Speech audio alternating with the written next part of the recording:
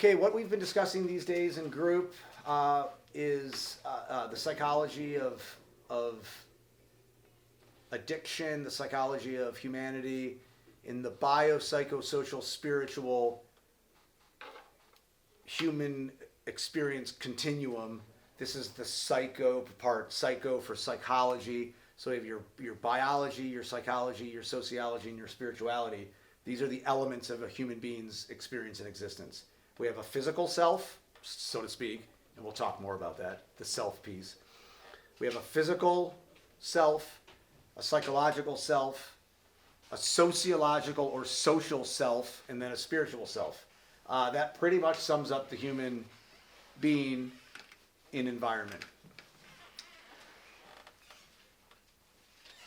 The psychology of humanity, psychology again means, loosely defined, of or pertaining to the mind.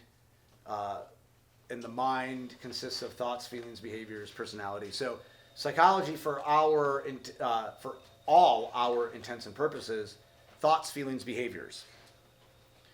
We don't get a whole lot into neurology during psychological self-care, central nervous system interactions, some, but it's mostly just good old-fashioned thoughts, feelings, and behaviors. So that is our psychology, and in this program we're heavily invested in our psychology and the self-care of our psychological profile.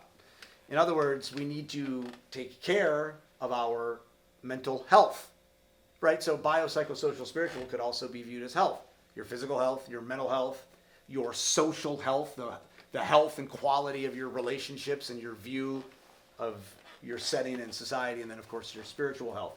So when we're looking at mental health, we are looking at promoting health and quality in our thoughts, feelings, and behaviors. And remember, safety is always first and foremost when we're discussing recovery and trauma survival and mental health, personality and relationships and all the rest. We need to be safe, we need to feel safe, we need to promote and cultivate safety for ourselves and others. So how do you go about protecting yourself? Health is also about protection.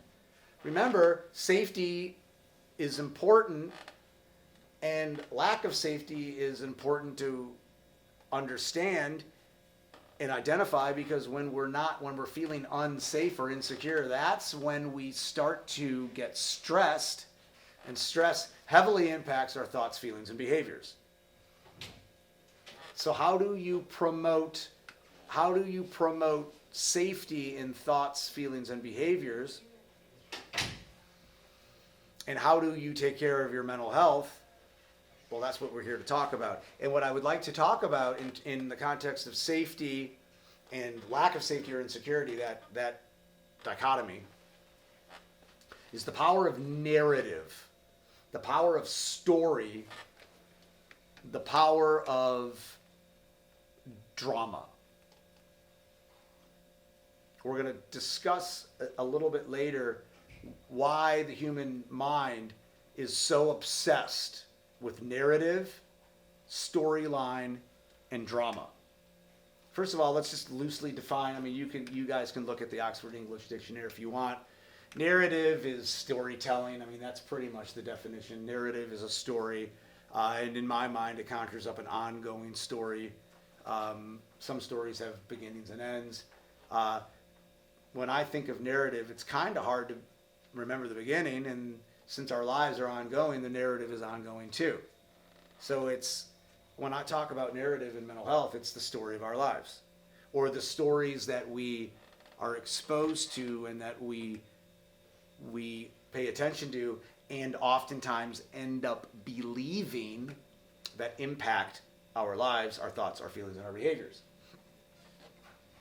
If you view trauma survival and then anxiety, the development or evolution of anxiety, depression, personality disorders, substance use disorder, addiction, you can look at it as an evolving narrative, a story. Drama is defined as an event or set of events that capture the imagination through excitement, and there's one other word that they use in the definition, excitement, and what comes to mind is something that grips your attention and is associated with some sort of emotional response. So drama causes us to either be emotional, and that could be anger, it could be frustration, it could be grief or sadness, or it could be a feeling of love and compassion. And you think of dramatic narratives, which have been created since before history. In the old days, there were traveling troubadours and minstrels that would just travel around Greece and Europe and Northern Africa and Asia just telling stories, and they had them memorized by heart. Dante is said to have been able to read out his entire Divine Comedy. In the ancient Greek, people like Homer were said to have walked around ancient Greece, and they were able to tell entire stories from their mind. So drama is a story that evokes an emotional response, and people find interesting, riveting, and are attracted to. Sounds a little bit like some other things that we know of, because that story produces emotion, and it also produces neurotransmission. You watch an action movie, your heart starts racing, adrenaline starts pumping, and you start cheering on the American soldiers in some movie, right?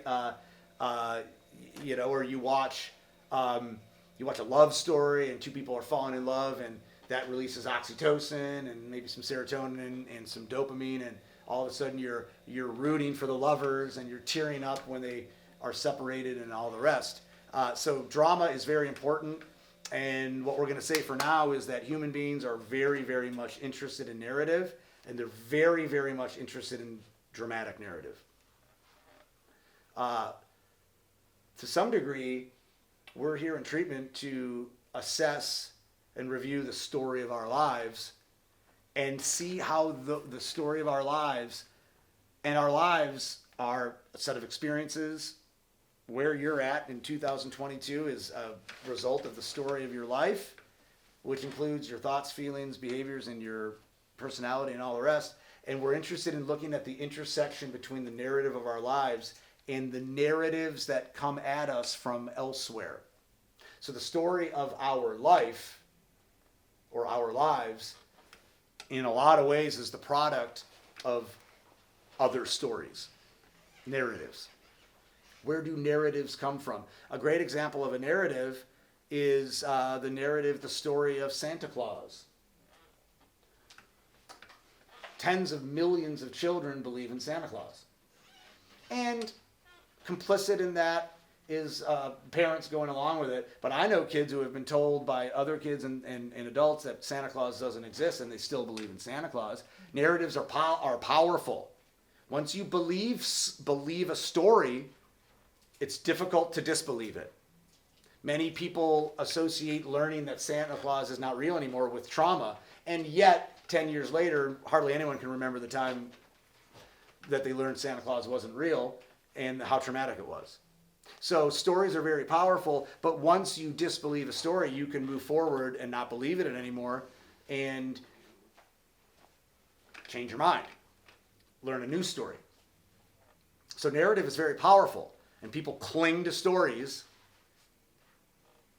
desperately. And we're going to talk about what part of the brain and why the brain does that. But for now, we're just talking about the story. So we are recording, and some might not want their voice, but now is the time, their voice to be recorded. But now is the time to just have a conversation about where do stories come from and what are those stories. Just some examples. Think about.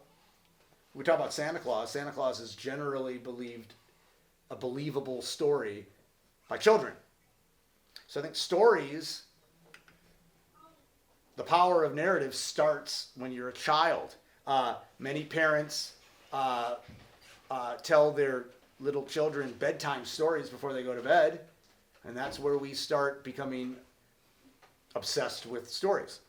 And children's stories originally always had a point. The point of children's stories originally was to do what?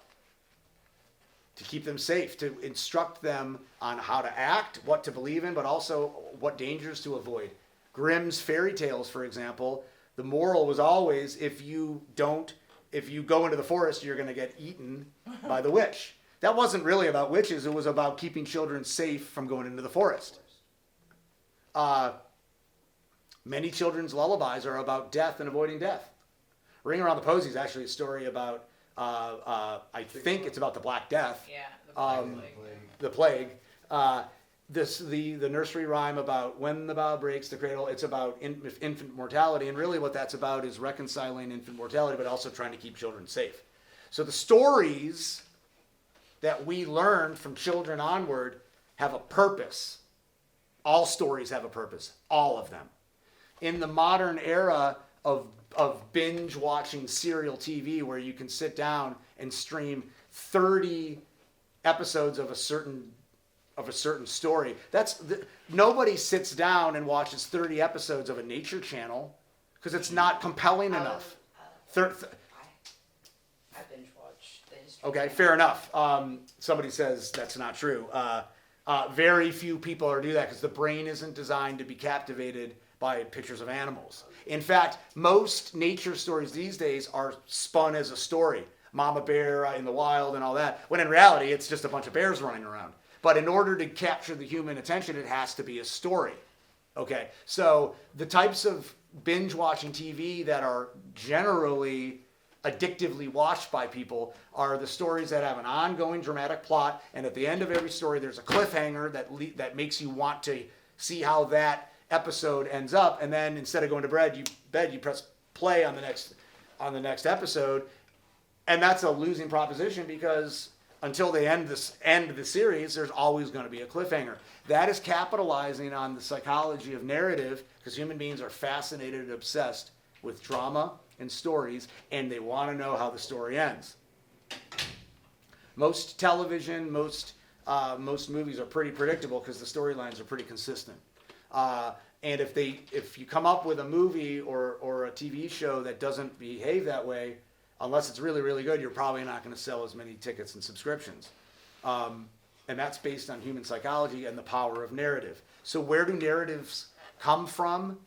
The main sources, or the most predictable sources of the story that we are supposed to listen to and then act on, where do they come from? One of the greatest storytellers of all time, and one of the most successful storytelling institutions of all time, is Disney. Disney was started in Chicago. He grew up in Chicago and became a cartoonist, and he in some ways invented cartoons, and that's how it started, and cartoons told a simple story.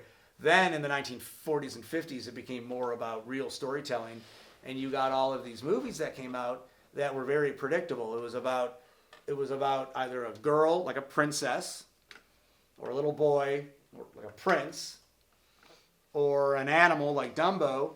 There was a main character, there was a dramatic problem, and then there was a resolution to the problem. And you might have had Bambi's mom die, which was a tearjerker, but it was a happy ending. I believe all Disney stories are happy endings. And that is a powerful narrative socially. Disney is probably one of the most impactful cultural movement entities of all time in American history. People flock to Disney World to see the icons and the symbols of those stories. And Disney and other animation studios captivate children and their parents with new stories every year. And there's a princess story for every culture. There is a dramatic story for every group of people, so they can all get on board with the moral of the Disney story, which is what? What was Disney's original smash hit called? Fantasia. All Disney stories are fantasy. It is a story of what we would like to happen in our lives. We have a problem and we overcome it, and it's a happy ending. You kiss the frog and he turns into a prince. That's fantasy.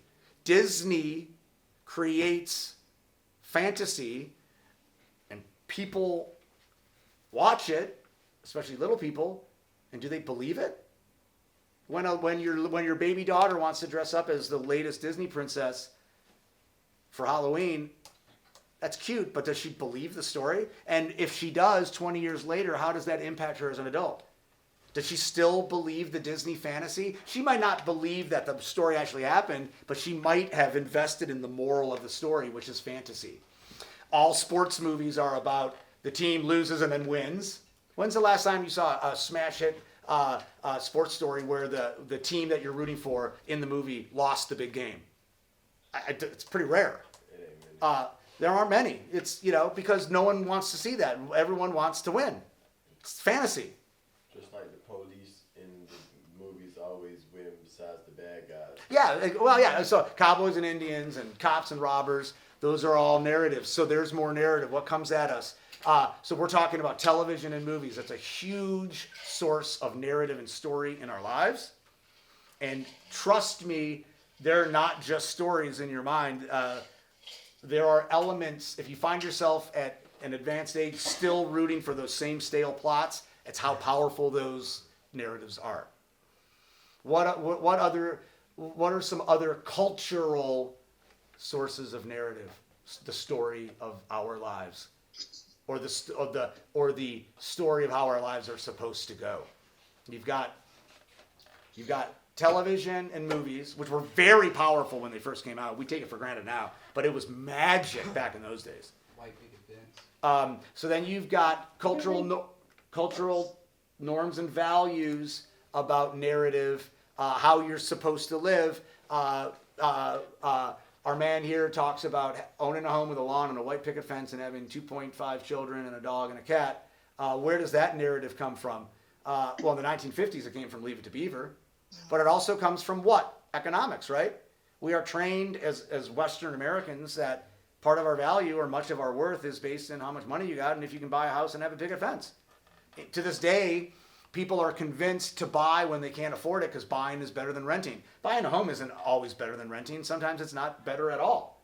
But that's a narrative. So yes, so the narrative of how you're supposed to, the narrative of success, that comes from a lot of different places. So where are some of the places that narrative comes from? It comes from entertainment. Religion, huge institution of narrative.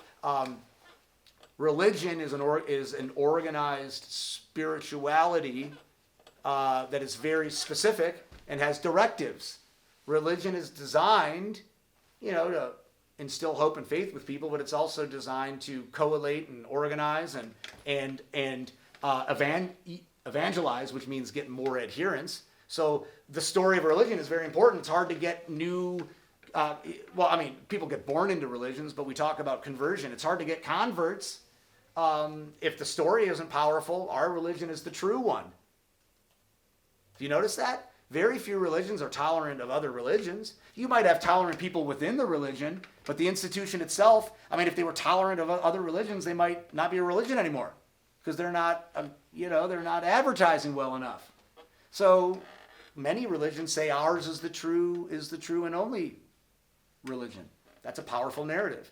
Because then all of a sudden you're like, well, I got to be Catholic or Jewish or Muslim or whatever. So religion's a huge one. We'll talk about spirituality in this course. That's not about religion. But right now we're talking about the narrative of religion. The narrative of religion. What does that story tell? Well, it tells people how to act, what's right and wrong. And it also a lot of times says we're chosen, right? We are the best religion. We're the only real religion. We are the chosen ones. And well, that's a story of what? Elitism and superiority. Yeah, like somehow we're special. Sure. Yeah, like many religions say, if you aren't in this religion, you won't go to heaven or paradise, and if you and you might go somewhere uncomfortable. That's a powerful narrative. Is anyone Catholic in the audience? Many Catholics, and not all, but many Catholics grow up fearing sin and fearing going to hell. Not just Catholics, but I've worked with a lot of Roman Catholics who had that experience, and that can be an interesting experience. Some might say it's a traumatic experience. If you're living in Afghanistan right now, the Taliban are, and the Taliban, I think that word in Urdu, I think it means the chosen ones. the righteous ones. The word has it that if you don't follow the Taliban's strict right-wing version of Islam, you get in big trouble. That's traumatic. That's traumatic. Literally traumatic. So that's a very powerful narrative. And when it comes to when the narrative comes to you better follow our rules or else, that is a powerful narrative. So we've got religion, very, very classic institutional narrative there. What else? So patriotism, that comes from nationalism or from the government. The government of any nation has a vested interest in keeping sovereignty and keeping the nation alive. And oftentimes that means going to war with other nations, and you need people to fight those wars. Unless you draft them, and when you work off of a draft system, morale is notoriously low. Drafted combatants aren't as willing to die for their country. They might die for their band of brothers, or they might fight to live, but they probably won't fight as hard as someone who deeply believes in the purpose of the war. And patriotism is a story that compels and encourages millions of young men and women to fight for their country. What is patriotism? Patriotism is an ideology. They say it's love of country, but it's really a belief. It's based in a belief. The emotion is fear. I don't want my country to be lesser than others. But the belief system is our country is the best, and it's worthy of fighting for. Patriotism is a hot commodity for the people that run this country or any country. Hot commodity. Old men start wars, young men fight them. It's always been the case, and women too. So patriotism is a huge narrative. For example, many people joined the armed forces when they were of a certain age following 9/11. But 9/11 wasn't the only event that stoked patriotism. Can't remember the year, but a ship was suspiciously blown up in Havana Harbor in 1890 whatever, or early 1900s, and it started the Spanish-American War. I think that's the war. And there's a theory that the U.S. government blew up the ship to stoke patriotism. Regardless, remember the Maine, right? It was the USS Maine in Havana Harbor, and that Teddy Roosevelt was involved in that business. The subsequent war. Events start wars, and then events stoke patriotism. So patriotism is a huge narrative. Drive down the road, you see an American flag waving, or you go to a parade on the 4th of July, and there's your patriotism. Huge narrative storyline. What else? We've got the institutions so far. We've got entertainment.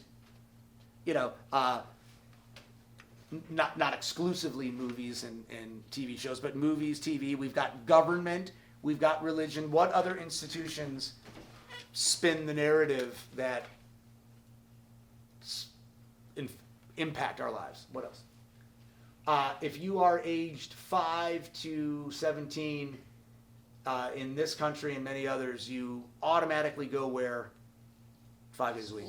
School. School is a prime institution for Israel. They train every kid to fight over there. Well, right now that's more about patriotism and government, but the schools are also in on it. By the way, the government runs the schools, so oftentimes the government and the schools are intermeshed. But school, you're taught the narrative of American history and European history. Good luck proving any of the things they really say in American history class, except for certain dates. Academia and schooling are a huge source of the narrative. You have to go to school, and if you don't pay attention, you're punished. And if you pay attention, you're listening to the narrative. And the narrative isn't always true. My man over here says the most famous narrative in grade school is, who discovered America? The answer is Christopher Columbus. His name was really Cristobal Colombini. He never made it past Puerto Rico. He never never stepped foot on in North America. And the real history is he was a maybe schizophrenic tyrant. He enslaved the Taino population, murdered them, and he was an absolute tyrannical captain and an absolute genocidal conquistador maniac. That's the history that's below the surface. By the way, that doesn't fit well with what? The narrative of Columbus Day and who discovered America. And then the other thing is that not only did he not step foot on North America, and he probably wasn't even the first European to do so. If you were a Native American and someone said, oh yeah, some white Western European discovered North America, you'd probably be insulted to tears because your people have been living there for about 10,000 years. Here's the dirty little secret about pre-Columbian history. You can read a book called 1491, which is a scientific anthropological study of what North, Central, and South America looked like before the conquistadors came, and it's shockingly sophisticated. A lot more people than anyone ever imagined. Cities and civilizations and economic trade, and the Mayans had better math and calendars than the Europeans ever did.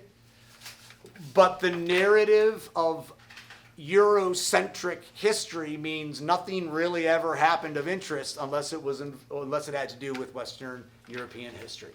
So there's a powerful narrative in school. What other narratives do you learn in school? What other stories do you learn? Well, you get bullying. You get teacher's always right. You're afraid to go to the principal's office. You gotta go to college, or you gotta go, when you graduate from high school, you gotta get a job or join the military or go to trade school. So there are all these expectations that are thrown out there. That's the narrative. That's the narrative. And everything about that institution promotes the narrative. What other institutions promote narrative? Advertising, Madison Avenue. Why does Coca-Cola need to spend $1 billion on advertising when there are only 2 colas anyway? You would think, I'm going to save all that money because 50% of the people are going to buy my product anyway. Well, when you're talking about a 1% market share in a global economy, there's a lot of money there. So the narrative of advertising convinces us what? A certain product is indispensable, I can't live without it, or a certain product or service is better than another product or service. Very important narrative. How about the narrative of the advertising that surrounds another institutional narrative, which is corporate culture? The American free market economy is based on consumerism, which means companies have to convince you, manufacturers and service providers need to convince you that without your product, you're less than, that you're not good enough. Makeup is a classic example. You gotta wear makeup because otherwise you're not pretty and no men will be interested in you. And then you gotta wear the best makeup. You gotta wear mascara that doesn't, the best one is like eyelash stuff. You gotta wear the mascara that makes your lashes look bigger than they actually are, because that's going to make you look attractive, and it goes on and on and on. But too much. and then of course, but then there's the social narrative of if you don't wear makeup, you're plain and you don't care about yourself. But if you wear too much, then you're trying too hard and you're a certain type of person. So that's a cultural narrative, but it starts with this idea that you need to look a certain way, but also you need this product to do it. So we're inundated with advertising. YouTube, social media, billboards, everywhere you go, television commercials, even Hulu and other streaming services. The movies aren't just movies anymore. They throw in advertisements. Why? Because they make a lot of money from advertisers. And why is advertising such an enormous business? Because it works. I'm going to tell you something right now. There is an award every year called the Advertisement of the Year Award. And guess who won it? Oh, okay, hold on. I don't know the time frame. 2008, was that Obama's first?